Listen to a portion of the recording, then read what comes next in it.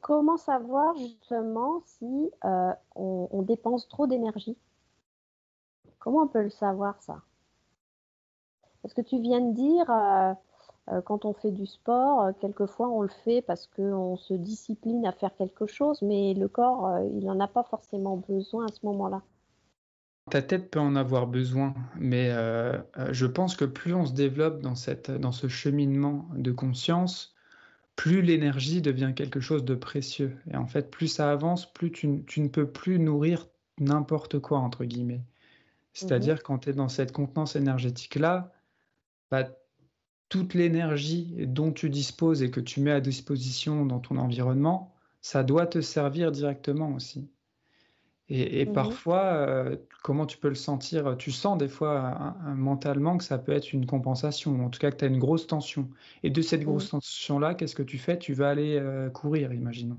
Bah, cette Ouais. tension-là et le fait que tu ailles courir, c'est aussi une forme d'impuissance quelque part de ne pas pouvoir observer ce phénomène-là sans diffracter l'énergie qui en sous-tend. Du coup, alors Donc c'est un comment moindre mal, tu vas faire du sport, mais pour autant, ça ne mmh, veut pas dire que tu es en capacité de retraverser complètement cet événementiel-là, sans mmh. perdre l'énergie que transportait justement cet événement.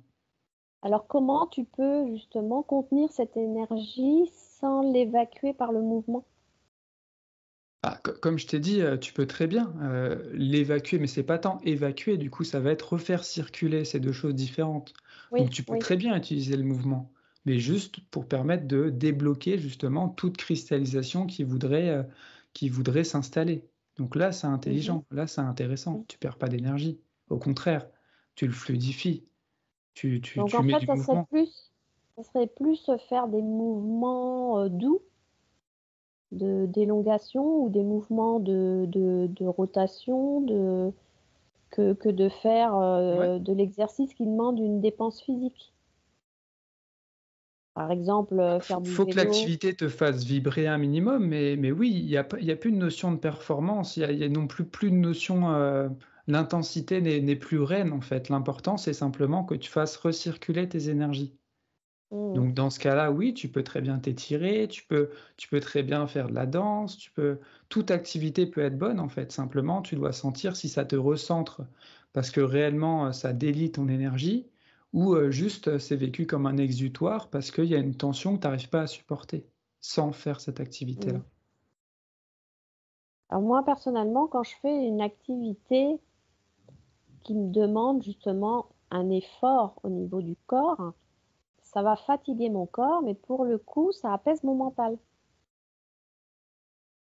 Bah oui, bah, automatiquement, de toute façon, ça fatigue le corps, ça apaise le mental, mais parce que aussi ça fatigue, enfin, j'ai pas envie de dire ça fatigue le mental, mais en fait, ton système nerveux, automatiquement, après une activité intense, bah, il va rentrer dans une phase de «régénération» entre guillemets. Il y a Mmh. toujours un équilibre entre, anabolisme, catabolisme, entre système nerveux qui te demande d'être dans l'action et après repos et récupération. Et c'est Mmh. pour ça que c'est ce qui va se passer après une activité, avec une certaine intensité. Tu as toujours une phase où, il y aura aussi, tout un déclenchement de cycle hormonal qui va te faire rentrer encore plus dans la détente. C'est toujours corrélé. Pour autant, tu pourrais très bien, justement avoir une action plus ciblée sur ton système nerveux autonome, sans rentrer justement dans ces mécanismes compensatoires, de: «Je fais une activité à forte intensité, derrière mon corps il est fatigué, du coup il va se reposer». Tu peux avoir Mmh. une approche plus intelligente justement, plus ciblée par rapport à une problématique, liées à un manque de contenance énergétique. Alors après, j'observe des choses par rapport à des comportements de personnes. Par exemple, il y a des personnes, elles ont du mal, en fait, c'est tout ou rien. Soit elles vont, se traîner, assis, à regarder, un livre ou à regarder, des vidéos et puis, elle va pas pouvoir se détacher de ça. Et puis à côté, quand elle va être dans le mouvement, elle va pas s'arrêter. Ça va être tout le temps. Tout le temps, il faut qu'il y ait une occupation. Donc de ce que j'observe, ce sont des personnes, qui ont besoin de se sentir vivants par le mouvement, ont besoin de se sentir toujours dans une activité comme si elles se remplissaient de quelque chose et que plus elles en font, plus elles ont l'impression de se sentir exister. Mm. Bah, c'est aussi une difficulté justement à faire face à ses émotions, à faire face à sa vulnérabilité, qui t'amène souvent dans un mouvement incessant en fait. Parce que quand tu poses, quand tu relâches, Ouais, automatiquement, il y a plein de choses qui peuvent rentrer aussi. Parce ouais, il y a plus de compensation extérieure. mm, C'est mm, c'est toi, ton monde intérieur. Il y a une mm, forme d'intériorisation forcée quand tu es en mode repos. Et ça, pour le coup, des fois, mm. c'est compliqué pour certaines personnes qui, certes, sont très sensibles, mais qui ont justement des difficultés à supporter le poids de cette émotion-là ou de cette énergie-là qui Ouais. rentre. Donc en fait, la suractivité serait un moyen inconscient de ne pas laisser se manifester des émotions, de les calmer, de les laisser vraiment enterrer pour pas s'y confronter et, et toujours être dans une hyperactivité. Mais en fait, ça, je le vois régulièrement pour des gens qui sont actifs, mais qui disent qu'ils n'en peuvent plus parce qu'ils ont beaucoup de choses à faire et ils veulent en faire plus, mais ils n'y arrivent pas, ils se plaignent qu'ils font des tas de choses. Mais en fait, c'est comme si quelque part, ils brassaient de l'air, quoi. Effectivement, ils sont tout le temps en mouvement, mais c'est tellement stressant, c'est tellement dans une perte énergétique qu'en fait, c'est pas bénéfique. Non, mais enfin, encore une fois, on va dire que l'extérieur ne montre pas l'exemple non plus, hein. Que ce soit la Ah bah, société, que ce soit l'environnement, ça tout c'est nous sûr. pousse à être dans une action perpétuelle et à jamais finalement se recentrer pour se reposer les bonnes Mm, questions, pour mm, accueillir ce qui vient de l'extérieur, pour accueillir notre vulnérabilité, nos émotions. On ne nous apprend pas à ça, hein. Souvent, au contraire, mm, ça va plutôt être vu comme une forme de faiblesse dans une mm, société qui prône l'action, qui prône la mm. performance, qui prône le mouvement. Voilà, c'est tout ça aussi En fait, qui. ce que j'observe aussi, c'est ça va dans la surconsommation. Surconsommation de l'énergie de la personne, surconsommation de l'environnement extérieur, surconsommation, ça peut être surconsommer des loisirs, ça peut être surconsommer des achats, ça peut être, voilà. Mais c'est une surconsommation aussi de la propre énergie de la personne. C'est-à-dire que il faut remplir, il faut remplir tout le temps. C'est comme si il y avait un vide existentiel où la personne, elle se sent frustrée par ce vide parce qu'elle en a peur déjà, parce que ça la confronte à une forme de néant et il faut vraiment combler ce néant. Donc, bah, les gens, ils sont complètement suroccupés. Et quand on leur dit, mais tu pourrais prendre le temps de faire ci ou ça, ah non, non, j'ai pas le temps, je peux pas faire autrement. En fait, c'est une question de choix aussi, mais de choix conscient. Tout le monde a le même temps. Le temps, il se divise dans le temps linéaire en 24 heures. Donc, tout le monde en 24 heures, même si c'est une personne qui travaille 8 heures par jour, elle a le même temps à consacrer aussi pour elle sans être dans le travail. Donc, il y en a qui arrivent à se dégager du temps et il y en a qui n'y arrivent pas, alors que le temps, il est le même pour tout le monde. Oui, oui, mais encore une fois, je te dis, c'est pas un mouvement qui est privilégié, même de par la société, hein, le fait de prendre du temps pour soi. Donc c'est sûr que les personnes qui sont actives, qui ont un travail, qui travaillent X heures par jour, X fois par semaine, et ça pendant des années et des années, bah, quand justement l'opportunité se présente, qu'ils ont 2 semaines de vacances par-ci par-là, bah, ils veulent le rentabiliser, ils veulent faire quelque chose qui les fasse vibrer. Et ça, souvent, il y a toujours une forme oui, de compensation qui se recrée par le mouvement, mais parce que on est Je aussi, je connais te dis, dans une même, société qui, qui ne valorise pas ces temps de repos. Et mm, indirectement, bah, donc, ça rentre dans la conscience collective et ça vient cheminer dans l'individu aussi. Et l'individu qui vit ou qui côtoie un tant soit peu ce repos-là se sent finalement mourir quelque part, mm, sans une forme d'arrêt subi dans le train de sa vie, dans le mouvement de la vie, et ça lui fait peur. Mmh. D'ailleurs, moi, je connais des personnes, même en vacances, il faut qu'elles aient un programme d'activité.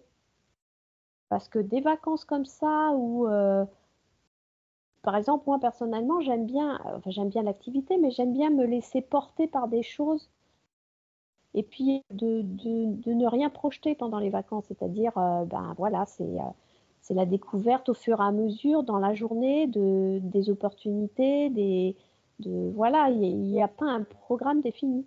Mais il y a des personnes, elles sont en vacances, tous les jours, elles ont un programme. Bon, ben aujourd'hui, on va faire ci, on va faire ça. Aujourd'hui, on fait ci, on fait ça. Comme si ce temps imparti pour se reposer, pour penser à soi, il fallait aussi qu'il soit totalement rempli. Donc, ils le remplissent déjà quand ils sont en activité professionnelle, mais quand ils sont en vacances, ils le remplissent aussi, mais d'une autre manière. Mais c'est toujours rempli et c'est toujours programmé. Bah oui, bien sûr. Bien sûr, mais encore une fois, c'est un problème d'éducation, déjà à la base. Et après, malheureusement, c'est un peu la nature de l'être humain, hein, il finit par s'arrêter, par se poser les bonnes questions et par se recentrer un petit peu le jour où il a plus le choix. Et c'est sûr que ça vend moins du rêve, de passer, 2 semaines de vacances, tranquille à faire juste des petites balades et rester chez soi et dormir, peut-être, la moitié du temps, que d'aller, dans des centres aquatiques, aller à la plage, aller faire plein de choses, plein d'activités, aller au restaurant. Mm, C'est sûr que c'est moins stimulant. Pour mm, autant, on est encore dans cette idée de c'est quoi le besoin réel, en fait, sous-jacent? Est-ce que c'est, prendre les vacances pour justement régénérer et calmer son système nerveux? Ou prendre des vacances, pour se restimuler par des choses certes qui mm, sont plus haut vibratoirement que peut-être notre quotidien, mais pour autant, il y a toujours une surstimulation et il y a jamais de temps consacré au repos et à la régénération. mm, mhm. Ça, c'est certain.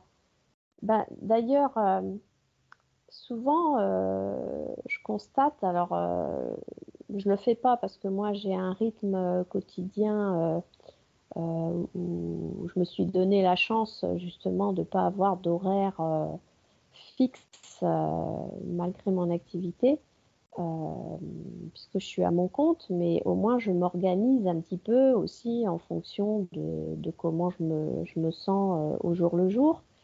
Et, mais les personnes, par exemple, qui ont 8 heures de travail ou même oui, 8 heures de travail par jour, que ce soit des heures, on va dire, classiques, 8 heures, 17 heures ou 8 heures, 19 heures, et puis d'autres qui font peut-être les 2-8. Bah, souvent, les personnes, quand elles veulent se poser, elles vont se poser devant la télé. Elles arrivent le soir et là, elles se posent. Alors, c'est soit devant la télé, donc à regarder des images, à être surstimulées aussi par des sons, par des images, par des... Voilà. Elles n'ont pas forcément une attention portée sur ce qu'elles regardent, mais elles ont l'impression de se reposer. Ou alors, elles vont regarder leur téléphone, elles vont zapper sur les réseaux sociaux. Et elles ont l'impression comme ça de se reposer parce que, mais en fait, elles ne se reposent pas. C'est important que le mental, justement, comme tu disais, puisse se calmer pour régénérer le système nerveux. Et c'est pas étonnant qu'il y ait de plus en plus de personnes qui font aussi des burn-out, hein. On a l'impression que, comment dire, c'est le mal du siècle, mais en fait, c'est conditionné aussi par le non-respect de la personne qui n'écoute pas ses besoins profonds Mmh. et qui est coupée de ses besoins. Et il y en a combien d'ailleurs qui sont coupés de leur ressenti propre, hein. Moi, je le vois par rapport aux personnes que j'accompagne. Il y a des personnes qui me disent ah, mais non, mais moi, je ressens rien dans mon corps. En fait, il faut que je les réhabitue en séance à s'intérioriser pour ressentir à un moment donné qu'est-ce qui se passe dans le corps. Mais d'elles-mêmes, elles ne le font pas. Donc elles se disent, bah non, moi je ressens rien. Mais en fait, si. Si vraiment on les incite à faire attention à leur corps à un moment clé. Alors bien sûr, elles sont stimulées par une personne extérieure qui va leur faire prendre conscience de certaines choses. Mais en fait, tout le monde a des ressentis. Il n'y a aucune personne qui peut prétendre n'avoir aucun ressenti. Sauf que elle n'y prête pas attention parce que dans nos sociétés, on ne fait marcher que la tête et pas le reste du corps. On ne fait marcher que le cerveau, que les idées, que les pensées. Et c'est hyper fatigant. Moi, je suis persuadée que les générations d'avant, par exemple, qui avaient des métiers durs, agriculteurs ou enfin des métiers où vraiment le corps, il s'usait à la tâche. Mais pour autant, ils étaient sûrement en meilleure santé mentale que les personnes d'aujourd'hui qui sont moins usées à la tâche. Et d'ailleurs, ça se voit parce que la population, elle a vachement changé au niveau morphologie. Maintenant, quand on va dans la rue, c'est rare de croiser des personnes qui ne soient pas en surpoids, hein. Elles sont toutes en surpoids et voilà, elles sont conditionnées à faire le moins de mouvements possible, à se déplacer tout le temps dans les transports, à pas marcher, enfin voilà. Donc on est devenu une humanité. En fait, on est devenu des cerveaux sur pattes. Et entre le cerveau et le reste du corps, il n'y a rien. Il n'y a pas de ressenti. Tout passe par la tête. Déjà, il me semble un peu compliqué de comparer les époques parce que justement, on vit une période bien particulière dans l'existence de l'humanité aujourd'hui. Et du coup, les besoins que les personnes incarnées aujourd'hui ont sont pas les mêmes que ceux de l'époque d'avant. Et la visée évolutive n'est pas la même non plus. Ensuite, c'est certain qu'aujourd'hui, on vit dans une société où la recherche de plaisir est roi. Et on voit du coup une forme d'opposition qui se crée entre les besoins réels et le plaisir. Et on est dans une société où en tout cas les gens vont développer plutôt une vision à court terme d'un plaisir immédiat plutôt que d'une satisfaction sur le long terme. Ça, c'est une réalité. Après ça, justement, développer cette vision à long terme, c'est quelque chose qui part de l'individu pour l'individu et c'est pas quelque chose que la société va pouvoir inculquer. C'est à la personne de se responsabiliser en fonction de justement sa vibration interne qui l'amène de plus en plus à se respecter. Et c'est ça, petit à petit, qui va faire en sorte que cet individu-là va mettre des choses en place.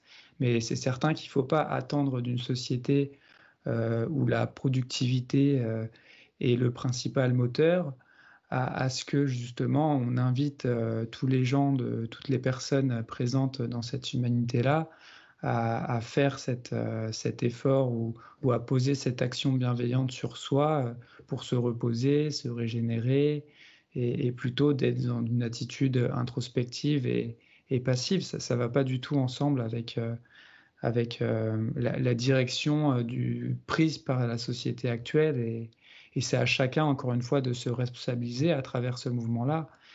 Aussi, il y a à jeter la pierre à personne dans ce processus. C'est-à-dire, encore une fois, l'échelle de temps indirecte est certes la même, on a chacun 24 heures, mais on ne vit pas dans le même temps évolutif, entre guillemets. Du coup, chacun vit les choses à mesure de ce qu'il est capable de réintégrer dans ses énergies aussi. On ne peut pas comparer une personne qui a les deux pieds bien ancrés et actifs dans ce mouvement de conscience-là, les comparer avec une autre personne qui a d'autres choses à faire dans la vie, qui est davantage justement dans une routine plus calée sur la société, qui a des enfants, qui a une famille à s'occuper.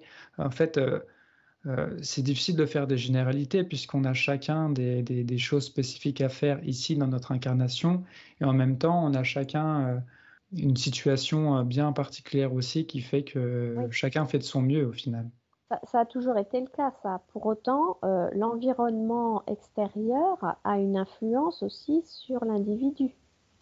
C'est ce qui s'appelle la science de l'épigénétique aussi. C'est-à-dire que automatiquement, selon l'endroit où tu vis, comment ton environnement, tu n'es pas soumis au même stress. Et en fait, aujourd'hui, les gens sont plus soumis à un stress hyper développé que pouvaient l'être les personnes il y a 50, enfin même plus que ça, ou même au siècle dernier. En fait, c'est vrai qu'on ne peut pas comparer parce que il y a un siècle, les gens étaient vraiment maintenus par le besoin de pouvoir manger tous les jours.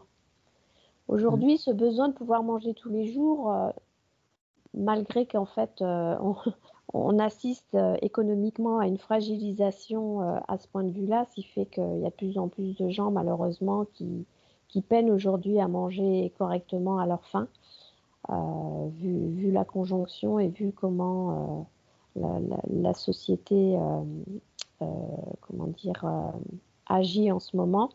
Et aujourd'hui, c'est plus, on va dire, l'époque des plaisirs immédiats pour compenser une insatisfaction de répondre à des besoins profonds individuels.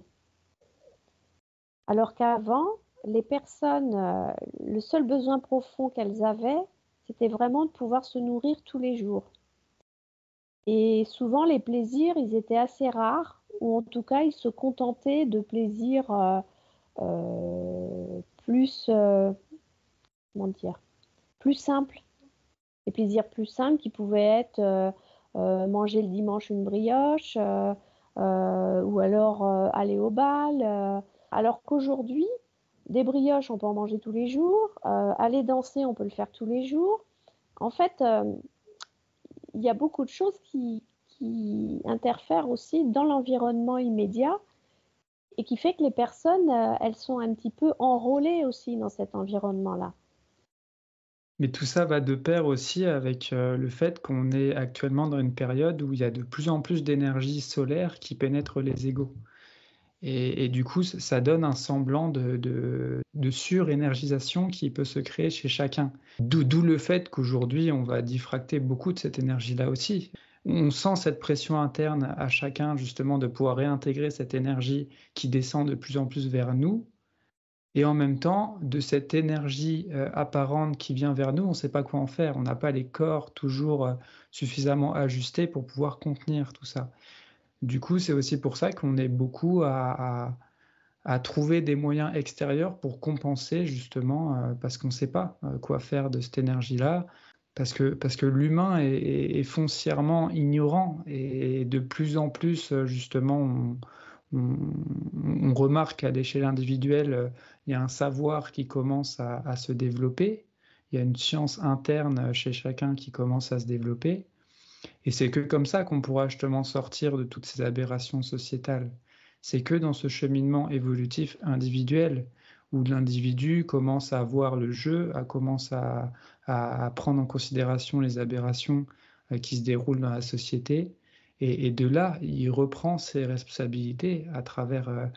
et c'est lui-même, entre guillemets, qui va faire le choix de mettre son énergie et de le placer à un certain endroit parce il sait très bien pourquoi il le fait. Il sait très bien que ça va être positif pour son cheminement à lui, que ça va être utile d'une façon plus globale.